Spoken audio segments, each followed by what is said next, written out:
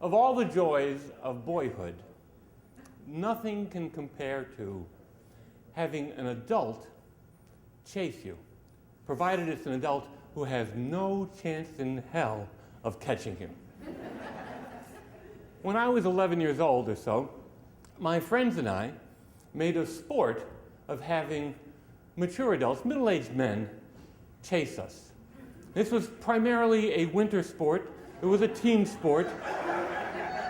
And we would entice these men to chase us, and the snowball was the means of enticement, and slow-moving traffic along slippery winter streets was the opportunity. Now, as in all sports, we had rules. We did not throw snowballs at cars driven by women. This was not out of any noble sense or chivalry notion. Our idiotic 11-year-old boy brains just didn't see bragging about outrunning a girl. And we also did not throw snowballs at teenage drivers because, one, they probably knew our older brothers and sisters and would get back at us that way, or two, they could really catch us. So our preferred prey were middle-aged men, which I haven't been for quite some time now. And what we would do, we'd cluster around and we'd wait for a car, and we'd see one coming, and it was just an incredible adrenaline rush. You know, 4 or 5 of us would be there, we'd see the car, and we'd get the snowballs ready, and the car would pass us. And by the way, we already had our escape route figured out. And we'd throw those snowballs, and pop, pop, pop, pop, pop.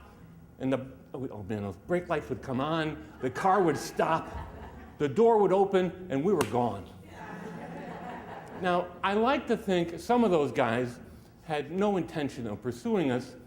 They knew what we were doing. They knew we were feasting on this false bravado and phony risk and danger and just having a good time, and they were just helping us along. However, there were a few guys that really, really didn't like having their cars hit with snowballs, and they came after us, but we already knew how to get out of the way, and they could never catch us. Summertime does not offer as many opportunities to be safely chased. And in the summer, we would gather in the schoolyard. Around the schoolyard, there was a basketball court there and other things to do. And in the schoolyard is where I first heard about 2 for a penny. And when it got really hot, we would sort of cluster in the shade of the school building. And the older boys, the big guys, 8th graders, they were really good at identifying cars. They would just see the headlights in the grill. I mean, like a block away, they'd see the headlights in the grill, and they could identify the model, make, and year of the car. And this was, among my friends, a really admirable skill. And so we're playing that game where we're watching cars and calling out the make, model, and year as quick as we could.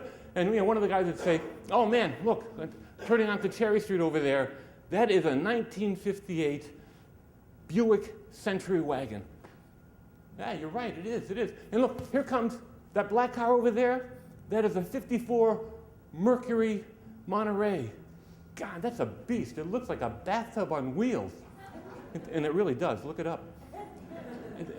And then a guy says, "Oh, over there, man, in that beat-up 47 Nash Rambler station wagon, that's 2 for a penny. He's going the other direction, though."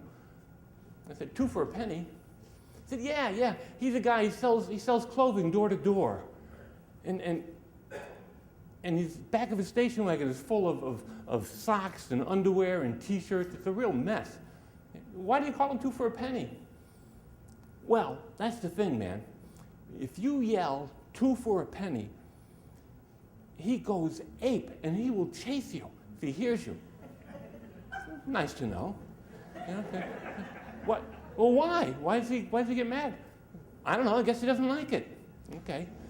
So a couple days later, I'm walking on my own street, my own home street, and I see this beat-up 47 Nash Rambler coming up the street. It's him. Now, as I said, I'm on my own street, and I know I can cut through the driveway over here and go through Monaco's yard, and then go over the 4-foot wall into Leonardo's yard. Lived in an Italian neighborhood. And then Leonardo's yard connected with my backyard, and I just go over the fence and be back home. I'd be there in 2 minutes. No way he's going to catch me. So I see the car coming.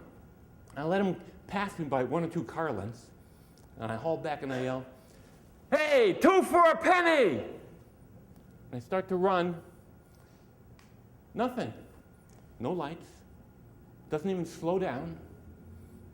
I'm looking, and I can see him look in the rearview mirror, but he just keeps going. And I figured those 8th graders were just pulling my leg. So I turn and I start to walk home. And I didn't see that Nash Rambler again until it pulled up right next to me, slammed on the brakes, skidded to a stop. He was out of the car, standing in front of me, and he was screaming at me. And he was saying, "This is America. I have every right to be here. You shouldn't be talking to me that way. That is an awful thing to say." Now, I'm 11 years old, and I am terrified. And this moment is not one of the joys of boyhood. And I lose it. I begin to cry. And he's watching me crying, and he stops yelling, and he says, "This is good. Good you should cry. Good you should cry." And then he kind of bends down, and he says, "Do you know why those words were ugly? Do you know why they hurt?"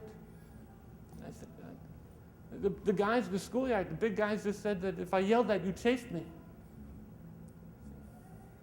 "What? You want me to chase you?" No. You don't understand. Those words were insult, were hate. They hurt. I don't think you hate. I don't think you hate. I think maybe you just stupid boy. A lot of evidence to support that. I tell you what, you want me to chase? Next time you see me, you yell, "Hey, mister, come catch." Then I chase. I never yelled anything at him again, but whenever I did see that beat-up old Nash Rambler, I would wave. And every time, the driver would wave back. Thank you.